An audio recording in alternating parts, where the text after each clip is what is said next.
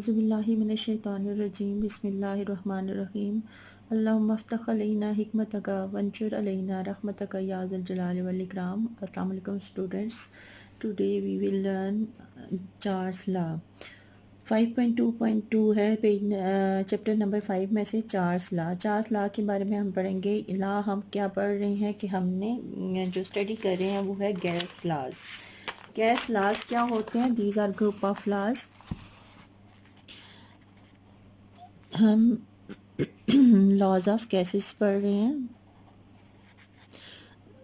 अब laws of gases different हैं जो कि गैस के बिहेवियर को डिफाइन करते हैं, जिनमें से हमने उन लॉज में से हमने सिर्फ इस 9th के लेवल पे हमने 2 लॉज पढ़ने हैं, बॉयज़ लॉ और चार्ल्स लॉ। तो ये चार्ल्स लॉ आज हमने डिस्कस करना है। हम बॉयज़ लॉ को डिस्कस कर चुके हैं। आज जो हमने डिस्कस करना है वो है चार्ल्स लॉ।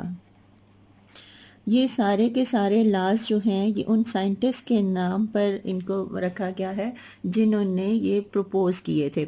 बॉयल्स लॉ जो है बॉयल ने प्रपोज किया और चार्ल्स लॉ जो है वो चार्ल्स ने प्रपोज किया था। अब गैस के बिहेवियर को डिफाइन किया गया है इन लॉज में। गैस का बिहेवियर डिपेंड करता है 4 पैरामीटर्स पे। मैंने आपको बताया कि जो 4 पैरामीटर्स हैं वो कौन कौन से हैं। वॉल्यूम है जिसको V से डिनोट किया जाता है, प्रेशर है जिसको P से, इसके अलावा टेम्परेचर है जिसको T से डिनोट किया जाता है, एंड नंबर ऑफ मोल्स और जिसको N से डिनोट किया जाता है। अब ये चारों पैरामीटर्स जो हैं इनका रिलेशनशिप आपस में डिफरेंट लॉज में बताया गया है। तो फर्स्ट लॉ हमने जो पढ़ा था वॉल्यूम एंड प्रेशर में, तो ये वॉल्यूम और प्रेशर में जो था उसको हमने कहा था कि ये क्या है, बॉयल्स लॉ। ये क्योंकि इनका बिहेवियर जो है ये बॉयल्स लॉ ने जो है इनका रिलेशनशिप हमें बताया था, तो इसको हम कहते हैं बॉयल्स लॉ। तो आज हम जो लॉ पढ़ेंगे चार्ल्स लॉ, ये जो है ये किस किस में बिहेवियर को ज़ाहिर करता है, वॉल्यूम एंड टेम्परेचर। तो वॉल्यूम एंड टेम्परेचर में जो रिलेशनशिप बताया है उसको चार्ल्स लॉ कहते हैं। अब चार्ल्स लॉ क्या है कि यहाँ पर बॉयल्स लॉ में टेम्परेचर कांस्टेंट रखा गया था, चार्ल्स लॉ में प्रेशर कांस्टेंट है। चार्ल्स लॉ क्या है कि if the pressure is constant the volume of a given mass of a gas is directly proportional to its temperature. कि वॉल्यूम और टेम्परेचर में क्या रिलेशनशिप है, डायरेक्ट प्रोपोर्शन में। डायरेक्टली प्रोपोर्शनल है वॉल्यूम किसके, टेम्परेचर के। तो चार्ल्स क्या कहता है, if the pressure is constant the volume of a given mass of a gas is directly proportional to its temperature. जैसे आपको पिछली वीडियो में मैंने बताया था, प्रोपोर्शनैलिटी का साइन हटाते हैं तो इक्वल का साइन लगाते हैं और नेक्स्ट टर्म को हम क्या करते हैं, कांस्टेंट से मल्टीप्लाई कर देते हैं।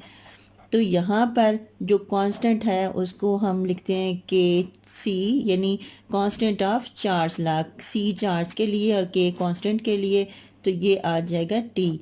अगर हम टी को यहाँ से इस साइड पे लेके आए, लेफ्ट हैंड साइड पे लेके आए, तो यहाँ पर टी मल्टीप्लाई आ रहा है तो यहाँ पर आके डिवाइड हो जाएगा। तो ये आ जाएगा V divided by T is equal to K C. ये इसके मैथमेटिकल एक्सप्रेशन है कि V और T का प्रोपोर्शन हमेशा कांस्टेंट रहता है। अब हम 2 तरीक़ों से चार्ल्स लॉ को डिफाइन कर सकते हैं। फर्स्ट क्या है कि if the pressure is constant eight, यहाँ पर लिख लें at constant pressure, if the pressure is constant the volume of a given mass of a gas is directly proportional to its temperature। और हम दूसरे लफ्ज़ों में चार्ल्स लॉ को हम क्या कह सकते हैं कि ratio of volume and temperature is always constant.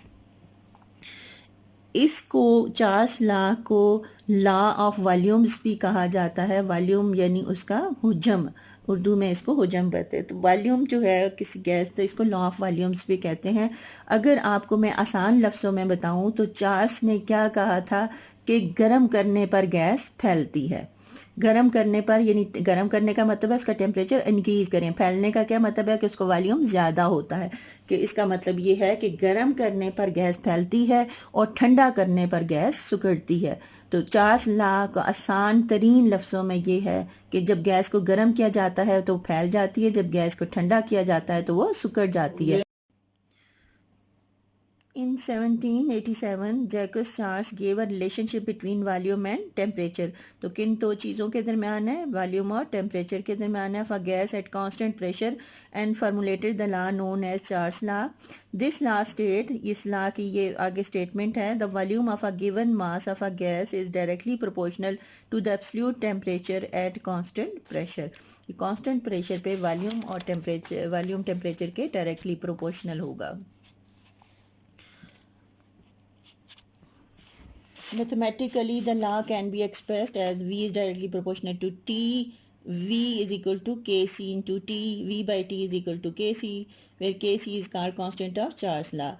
When the volume is changed from V1 to V2 by changing the temperature from T1 to T2, यानी अगर हम टेम्परेचर पहले T1 था, अगर उसको हम बढ़ाते हैं T2 कर देते हैं तो वॉल्यूम भी V1 से V2 हो जाएगा. तो तब हम इस इक्वेशन को लिख सकते हैं कि V1 by T1 is equal to V2 by T2 is equal to Kc. अब V1 क्या इनिशियल वॉल्यूम है, V2 क्या है फाइनल वॉल्यूम है, और T1 इनिशियल टेम्परेचर है और T2 क्या है फाइनल टेम्परेचर है. From the above equation, the Charles law can also be defined as the ratio between volume and the absolute temperature of the given mass of a gas is constant at constant pressure. अब आपको ये कहा गया कि ratio volume और temperature का हर always constant होता है, यानी उसकी वैल्यू हम जब एक्सपेरिमेंट करते हैं डिफरेंट वैल्यूज़ लेते हैं, लेकिन हर वैल्यू के लिए जब हम v बाई टी, v की वैल्यू को t की वैल्यू से डिवाइड करेंगे तो हमेशा एक ही आंसर आएगा, यानी कांस्टेंट रहेगा. कांस्टेंट का मतलब है जो चेंज नहीं होता, जो हमेशा एक ही रहता है. अब एक्सपेरिमेंटल वेरिफिकेशन है, यहाँ पर देखें डायग्राम में ये 2 सिलेंडर्स हैं जिनमें गैस के मालिक्यूल्स हैं. प्रेशर जो है वो इनमें सेम है और नंबर ऑफ मालिक्यूल्स जो हैं, ये नंबर ऑफ मोल्स जो है वो भी सेम है. प्रेशर कांस्टेंट रखा गया है, ये एक ऊपर पिस्टन है, ये इसके ऊपर कांस्टेंट जो है वो प्रेशर है.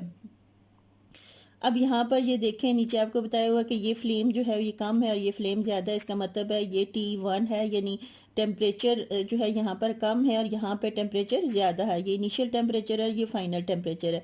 अगर टेम्परेचर कम था तो ये देखें वॉल्यूम जो है वो कितना है, V1 भी जो है वो इसका कम है.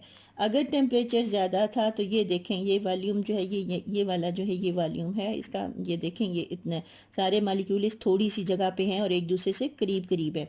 जो ही हम टेम्परेचर ज़्यादा करते हैं मालिक्यूल तेज़ी से उनकी काइनेटिक एनर्जी बढ़ जाती है और मालिक्यूल जो है वो तेज़ी से मूव करना शुरू कर देते हैं, उनके दरमियान स्पेस जो है वो ज़्यादा होनी शुरू हो जाती है. जो ही स्पेस आएगी ये एक्सपेंड करेंगे तो ये देखें इसका वॉल्यूम जो है वो इतने से, ये देखें वॉल्यूम जो है इसका ज़्यादा हो गया. इसका मतलब है डायरेक्टली प्रोपोर्शनल है. डायरेक्टली प्रोपोर्शनल का मतलब होता है जब हम एक वैल्यू को बढ़ाते हैं तो उसके साथ दूसरी वैल्यू जो है वो बढ़ जाती है, जब एक वैल्यू कम होती है तो दूसरी वैल्यू भी साथ कम होती है. तो ये डायरेक्टली प्रोपोर्शनल है. The apparatus used for the experimental verification of the Charles law consists of a cylinder. The cylinder has a piston. ऊपर प्रेशर के लिए पिस्टन रखा जाता है. The walls of the ये देखें ये वाला पिस्टन, ये है पिस्टन.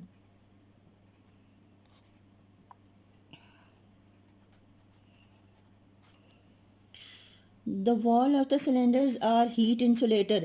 वाल जो है वो हीट इंसुलेटर है, यानी ये गर्म करने से ये फ्लेम के ऊपर ये गर्म नहीं होते. वाल्स जो है कंटेनर की वो गर्म नहीं होती. वाल the base of the cylinder is heat conductor. Heat conductor है, यानी हीट इसमें से पास हो सकती है. इंसुलेटर का मतलब होता है जिसमें से हीट पास ना हो सके, और कंडक्टर का मतलब होता है जिसमें से हीट कंडक्टर का मतलब है हीट पास हो सके. अब वॉल्स जो हैं वो हीट करने से वॉल्स हीट नहीं होती, बल्कि टेम्परेचर जो है वो अपनी मर्जी का रखने के लिए सिर्फ उसके जो बॉटम है या बेस है सिलेंडर का, सिर्फ वो जो है हीट कंडक्टर है, यानी वहाँ से हीट हो जाती है, साइड से हीट नहीं जाती. उसकी वॉल्स जो हैं वो जो है उसको टेम्परेचर इसका इंक्रीज़ नहीं कर रही, बल्कि टेम्परेचर कहाँ से इंक्रीज़ हो रहा है उसकी बेस से, सिलेंडर की बेस से. When the cylinder is heated at constant pressure, जब प्रेशर दोनों का कांस्टेंट है, जब उसको हीट किया जाता है, the piston move upward, तो पिस्टन ऊपर चला जाता है और गैस के मालिक्यूल फैल जाते हैं, यानी एक्सपेंड हो जाते हैं. And the volume will increase, और जिसकी वजह से उसका वॉल्यूम इंक्रीज हो जाता है. It is noted from various observations. अब डिफरेंट ऑब्जर्वेशन डिफरेंट वैल्यूज ली जाती हैं. The ratio between volume and absolute temperature remain constant. This verifies Charles law. अब आपको ये वेरीफाई कर देता है चार्ल्स लॉ को. क्या होता है कि डिफरेंट टेम्परेचर रख के उसके अगेंस्ट जो है वो वॉल्यूम की वैल्यूज़ ली जाती हैं. अगर ये T1 के लिए इतना वॉल्यूम है, T2 के लिए इतना होगा, T3 के लिए, T4 के लिए, तो हर एक के लिए V की वैल्यू भी ली जाती है. लेकिन जब हम V/T करते हैं, यानी V की वैल्यू को T1 से T की जो भी वैल्यू होगी कंसर्न, तो हम उसको जब डिवाइड करेंगे तो हमेशा कांस्टेंट जो रहेगा, जो रेशो है वो हमेशा कांस्टेंट रहेगी. तो इसका मतलब है कि यहाँ पर ये जो है वेरीफाई करता है चार्ल्स लॉ को. आगे इसकी ग्राफिक रिप्रेजेंटेशन है. ग्राफिक रिप्रेजेंटेशन का क्या मतलब है? जब हम दोनों वैल्यूज़ में ग्राफ प्लॉट करते हैं. ये देखें, ये ग्राफ पेपर होता है. जब भी दो वैल्यूज़ में ग्राफ प्लॉट किया जाता है तो एक को एक्स एक्सिस पे लिया जाता है और एक को वाई एक्सिस पे लिया जाता है. तो ये देखेंगे इस तरह होता है. ये आपको स्क्वायर्स बने हुए नज़र आता है. आपने कई प्लॉट ड्रा भी किए होंगे, ग्राफ जो है वो प्लॉट किए होंगे. तो यहाँ पर मैथ्स में भी है, केमिस्ट्री के डिफरेंट प्रैक्टिकल्स में भी यूज़ होता है ग्राफ. तो ये देखें, ये हमेशा टू वेरिएबल्स में रिलेशनशिप को शो करने के लिए ग्राफ ड्रा किया जाता है. ये जो हम करते हैं, ये इसका एक्स एक्सिस और ये इसका वाई एक्सिस लिया जाता है. ये वर्ज करें, ये हमारे पास है एक्स एक्सिस है और ये आता है हमारे पास वाई एक्सिस. अब यहाँ पर जो है ये T को अगर हम टेम्परेचर को ले लें, ये इस तरफ इंक्रीज हो रहा है, ये वैल्यू हमेशा 0 आ गई. और टेम्परेचर जब हम इंक्रीज करते हैं, फर्ज करें यहाँ पर हमारा टेम्परेचर है, ये हम लिख लेते हैं 10 20, ये इक्वल, डिफरेंट जो इंटरवल है बीच में ये इक्वल होने चाहिए. ये 10, ये 20, 30, ये 40, 50 प्लॉट ड्रा करने के लिए. जब हम ये वॉल्यूम ऊपर इसका लेते हैं वॉल्यूम, तो ये जो है ये ऊपर की तरफ इंक्रीज हो रहा है. यहाँ पर हम अगर लेते हैं लीटर में, तो हम इसको कह रहे हैं ये 2, ये 4, 6, 10. तो ये जो है साथ हम इसकी यूनिट लिख लेते हैं. वॉल्यूम जो है ये किस में है? वॉल्यूम इन लीटर है. और ये टेम्परेचर जो है ये किस में है? केल्विन.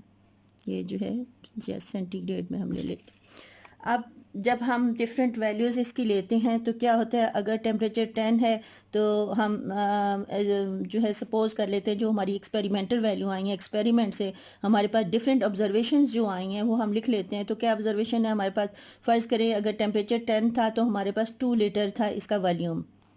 अगर हमारे पास 20 है तो इसका वॉल्यूम जो था वो बढ़ गया, यानी जो टेम्परेचर इंक्रीज़ करेंगे तो वॉल्यूम जो इसका बढ़ता जाता है. फ़र्ज़ करें ये 4 हो गया, ये वाली वैल्यू आ गई. 30 पे जो है इसकी वैल्यू जो है वो 6 आ गई. और जब 40 पे इसकी वैल्यू जो है वो 8 6 के बाद ये 8 आ गई. तो फिर जब हम सारे पॉइंट्स को आपस में मिलाएंगे तो ये हमारे पास बिल्कुल स्ट्रेट लाइन आएगी. जब भी दो वेरिएबल्स में, दो डिफरेंट वैल्यूज़ में हम ग्राफ प्लॉट करते हैं, अगर वो सीधी लाइन में आए, स्ट्रेट लाइन में ग्राफ आ जाए, तो इट मीन्स कि दोनों में जो है वो जो रिलेशन है वो डायरेक्ट रिलेशन है, यानी दोनों डायरेक्टली प्रोपोर्शनल हैं एक दूसरे के. डायरेक्टली प्रोपोर्शनल का मतलब है कि एक वैल्यू को बढ़ाने से दूसरी वैल्यू बढ़ रही है. तो चार्ल्स लॉ का इससे वेरिफिकेशन हो जाती है कि जब हम प्लॉट ड्रा करते हैं टेम्परेचर और वॉल्यूम में, तो वो हमेशा स्ट्रेट लाइन में आता है. If the values of volume is plotted against temperature, a straight line is obtained which shows that the volume is directly proportional to the absolute temperature. तो ये जो है इसकी ग्राफिक वेरिफिकेशन है, ग्राफिक रिप्रेजेंटेशन से. नेक्स्ट आपको diagrammatic इसकी representation दी गई है कि चार्ल्स लॉ को डायग्रामेटिकली अगर हम रिप्रेजेंट करना चाहें तो ये देखें चार्ल्स लॉ जो है यहाँ पर देखें, यहाँ पर इसकी वॉल्यूम इंक्रीज हो रही है. बीच में देखें आपको वी दिया हुआ है. वी जो है ये छोटा है, ये उससे बड़ा, ये उससे बड़ा, ये उससे बड़ा. इट मीन ड्रामेटिकली आपको ये बताया गया कि वी की वैल्यूज़ जो हैं वो इंक्रीज हो रही हैं. यहाँ पर टी है, टेम्परेचर की वैल्यूज़ इंक्रीज हो रही हैं, यानी V1 था अगर स्मॉल है तो T1 भी स्मॉल है. V2 कर दिया है, अगर वॉल्यूम ये T2 अगर हमने टेम्परेचर इंक्रीज कर दिया तो उसके साथ V2 भी इंक्रीज हो गया. फिर हमने और इंक्रीज़ किया, T3 कर दिया तो इसके साथ V3 भी इंक्रीज़ हो गया. T4 कर दिया तो V और इंक्रीज हो गया, लेकिन जैसे जैसे हम T की वैल्यू बढ़ाते जाते हैं तो V की वैल्यू भी बढ़ती जाती है। यानी दोनों जब इस तरह की सिचुएशन हो, जब एक वैल्यू को बढ़ाएं तो दूसरी उसके साथ बढ़ती जाए, तो इसको कहते हैं कि इनके दरमियान जो है वो डायरेक्ट रिलेशनशिप है, ये डायरेक्टली प्रोपोर्शनल है। तो चार्ल्स की ये जो है ड्रामेटिक रिप्रेजेंटेशन है चार्ल्स लॉ की, द लॉ ऑफ वॉल्यूम की। तो ये इसका मतलब चार्ल्स लॉ क्या कहता है, ब्रीफली अगर हम कहें तो चार्ल्स लॉ का मतलब है कि ये इसको लॉ ऑफ वॉल्यूम भी कहते हैं कि जब चीज़ें गर्म की जाती हैं तो वो गैसेस को गर्म किया जाता है तो वो एक्सपेंड हो जाती हैं। और अगर हम दूसरे लफ्ज़ों में कहें कि if the pressure is kept constant the volume of given mass of a gas increase with increase in temperature. Volume is directly proportional to its absolute temperature. खुश रहिए, खुशियाँ बांटिए, अल्लाह हाफिज़।